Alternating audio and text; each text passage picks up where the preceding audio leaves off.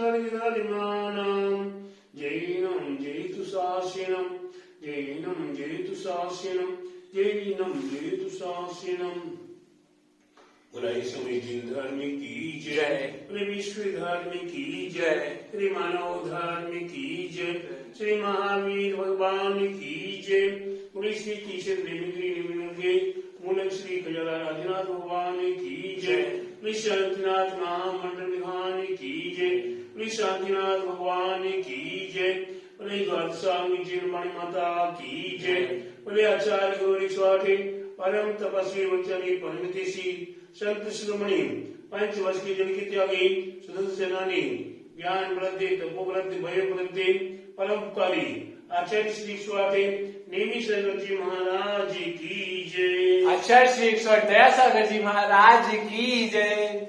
भव्य आत्माओं, जैसा कि आप देख ही रहे हैं कि हमारे जीवन में अनादिकाल के संग साथी हमारे कर्म है। ये हमारे आत्मा के साथ है, आज अनादिकाल से चलते चले आ रहे हैं वही कर्म है। 8 कर्म है। उन 8 कर्मों में मैंने आपको पिछले दिनों में बताने का प्रयास किया है। वेदनी कर्म, मोहिनी कर्म, आयु कर्म, नाम कर्म, गोत्र कर्म, अंतराय कर्म आदि ये कर्म है। उन्हीं कर्मों के संबंध में जानने का प्रयास करते हैं। दर्शनावाणी, विज्ञानवाणी, वेदनी के संबंध बताने का प्रयास किया था। यहाँ आयु कर्म में हमारे 4 काल की आयु होती है। नरक आयु, देवायु, मनुष्य आयु और त्रिंश आयु। ये 4 गतियां होती हैं, 4 काल की आयु होती है। इन 4 काल की आयु में हम जिस आयु में पहुंचते हैं, जहां जहां पहुंच जाते हैं, हमें वही अच्छा लगने लगता है। आप मनुष्य में पहुंच गए, आपके लिए मनुष्य अच्छा लग रहा है। आप त्रिंश में पहुंच जाते हैं, त्रिंश आपको अच्छा लगता है। आप नरक में पहुंच जाते, वही अच्छा लगता है। देवगति में पहुंच जाते, वही अच्छा लगता है। हर प्राणी को, हर मानव को, हर जीव को ये पर्याय मिल जाती है, जो गति मिल जाती है, उस गति में वो खुश हो जाता है। उस गति को जल्दी छोड़ना नहीं चाहता है। ये मोह है। जहां पहुंच गया उसी से मोह हो गया, यहां पहुंच गया वही मोह हो गया। चाहे वो कीड़े, विष्ठा का कीड़ा ही क्यों ना हो, चाहे विष्ठा का कीड़ा ही क्यों ना हो, वो विष्ठा से भी बाहर निकलने को तैयार नहीं होता। नाली का कीड़ा नाली से बाहर निकालने का प्रयास कीजिए, वह वापस नाली में ही जाने को तैयार होगा। ये हमारा अनादिकाल का संस्कार बना हुआ है। हमारे आचार्य कहते हैं 4 काल की आयु से हमें छुटकारा प्राप्त करना है। न हमारे लिए धन गति की आवश्यकता है, न त्रेच गति की आवश्यकता है, न देव गति की आवश्यकता है। आज मनुष्य गति प्राप्त हुई है। ये मनुष्य गति ऐसी गति है जिस गति के माध्यम से हम इस मनुष्य गति से 4 गतियों का नाश करके पंचम गति को भी प्राप्त कर सकते हैं। हमारे भगवान महावीर स्वामी आदि, हमारे तीर्थंकर आदि, हमारे बाहुबली भरत आदि, हमारे राम हनुमान आदि, इनने क्या किया है? 4 गतियों का समय करते हुए मोक्ष गति को प्राप्त कर लिया। हमें अपने जीवन में यही प्रयास करना है कि हम गतियों से गत्यांतर हो जाएं। किसी हमारे आचार्य ने पंचम गति कह दिया। धवल के अंदर गति कितने प्रकार की पूछा जाता है तो 5 प्रकार की गति कही जाती है। धवल महाग्रंथों में गति कितनी 5 प्रकार की होती है। 4 गति तो निरंतर भरमाने वाली है, गति से गत्यांतर में कराने वाली है। चाहे मनुष्य गति हो, चाहे त्रेंच गति हो, चाहे नर गति हो, और चाहे देवगति हो, इनमें यही भटकना है। पंचम गति एक ऐसी गति है ये केवल सिद्ध गति है, सीधी सिद्धि सिरा तक पहुंचा देती है, फिर वहां से द्वारा आने का काम नहीं है। हमारे सारे कर्मों का नाश करके हम सिद्ध अवस्था को प्राप्त करने के लिए ऐसी पंचम गति की भावना करती है। उसके प्रांत नाम कर्म है, इस शरीर नाम कर्म की प्रकृति है।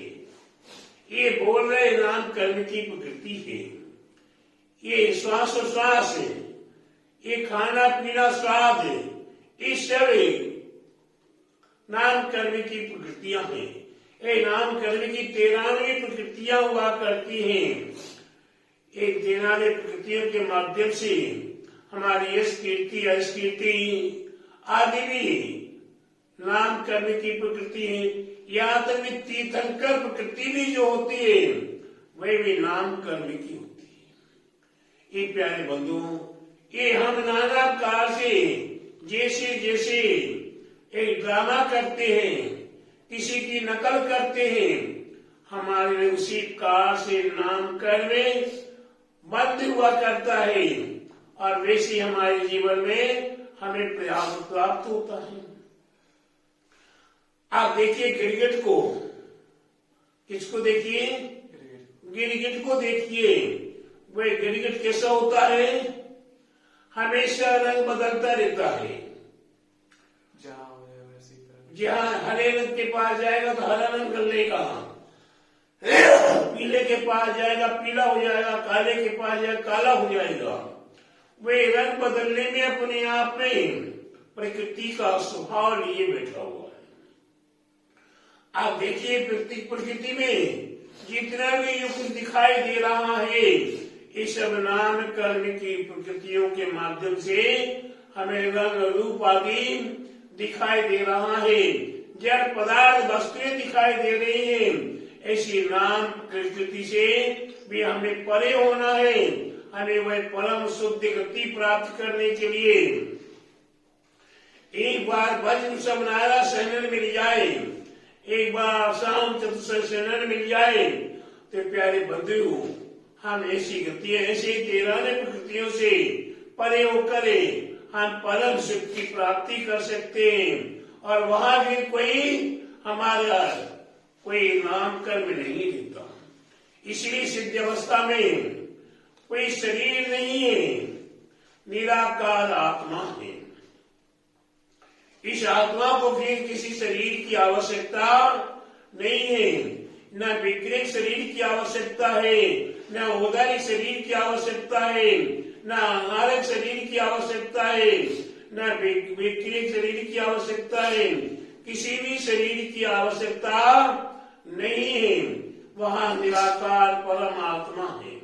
ऐसी निराकार परमात्मा को प्राप्त करने के लिए इन 13 प्रकार की प्रकृतियों को जाने समझे और इनसे बचने का प्रयास करने का प्रयास करेंगे।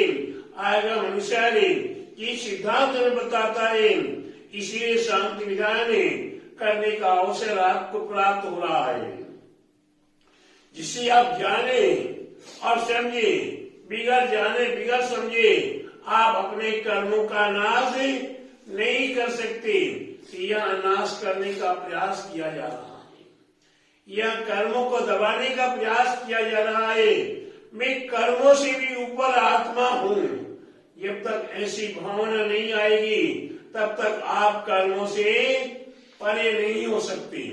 तो यह वेदनी कर्म, यह मोहिनी कर्म, यह आयु कर्म, यहाँ नाम कर्म, यहाँ गोत्र कर्म, उच्च गोत्र नीच गोत्र, हम कौन सी गति में और कैसे गोत्र में हैं।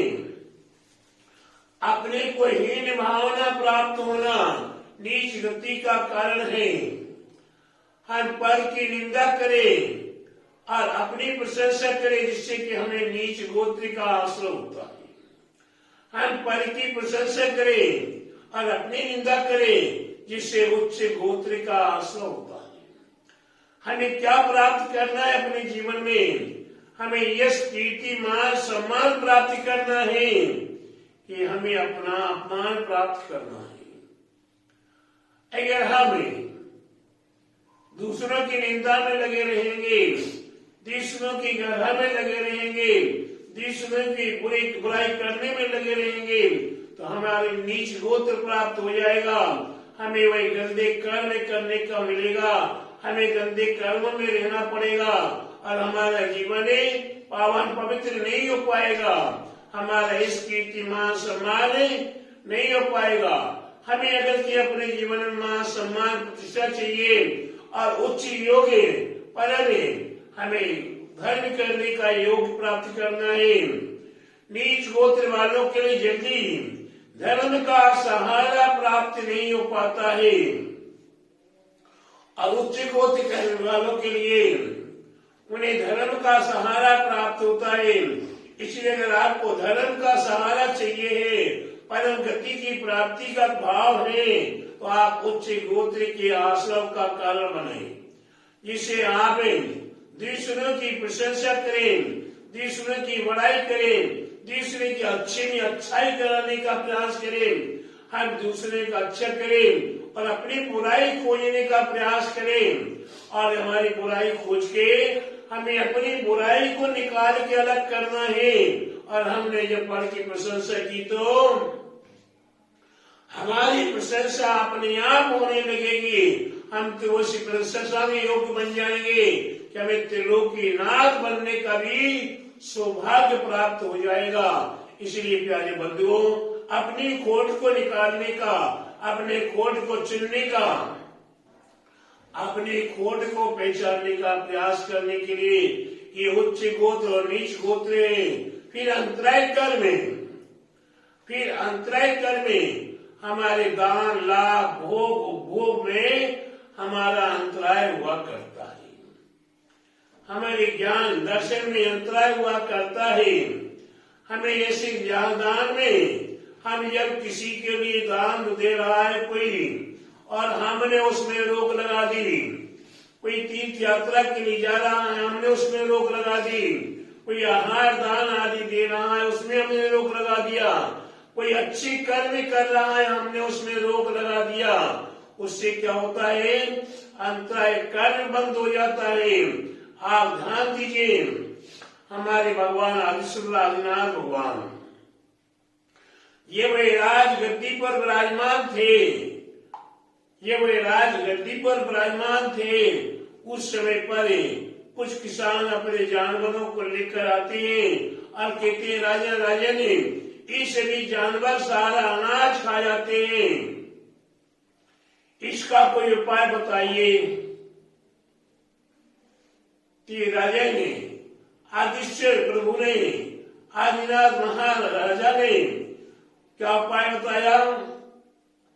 सारी बात को समझना और समझने के बाद विचार करते हैं कि पशु ज्यादा अनाज खाएंगे बीमार हो जाएंगे, ज्यादा अनाज खाएंगे तो मन ज्यादा करेंगे तो अन्य शेष बचा हुआ अन्न खराब हो जाएगा और ज्यादा अनाज खाने से मृत्यु भी हो सकती है।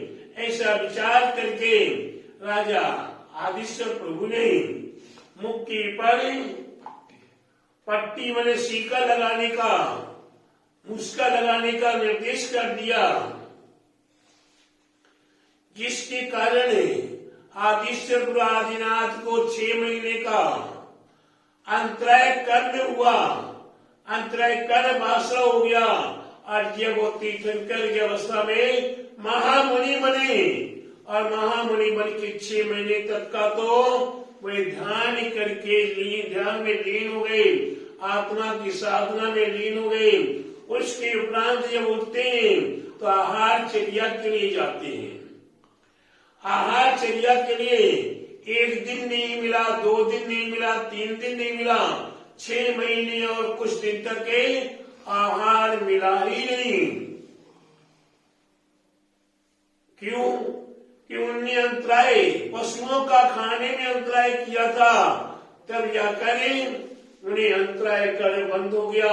आज आहार नहीं मिल रहा, ये उनका अंतराय कर क्षय हुआ, समाप्त हो गया, तूने सूरज का हारे राजा श्रेयांश राज ने राजा श्रेयांश महाराज ने दिया। प्यारे बंधु, हम और आप भी कहीं भी किसी के शुभ में अच्छे में कभी अंतराय करने का प्रयास नहीं करें। हमें परम पद की प्राप्ति करना है। परम पद की प्राप्ति के लिए निरंतर होकर हमें परम पद की प्राप्ति करें। आठों कर्मों का क्षय करके हम अनंत सुख, अनंत ज्ञान, अनंत वीर, अव्ययवाद आदि गुणों को प्राप्त करें। ऐक्य गुणों सहित हम सिद्ध अवस्था को प्राप्त करें। ऐसी भावनाओं के साथ बोले शांतिनाथ महामंडलदान की जय। बोले शांतिनाथ भगवान की जय। बोले द्वादशांगी जिनवाणी माता की जय। बोले आचार्य गुरु स्वामी सागर जी महाराज की जय। आचार्य श्री 110 सागर जी महाराज की जय।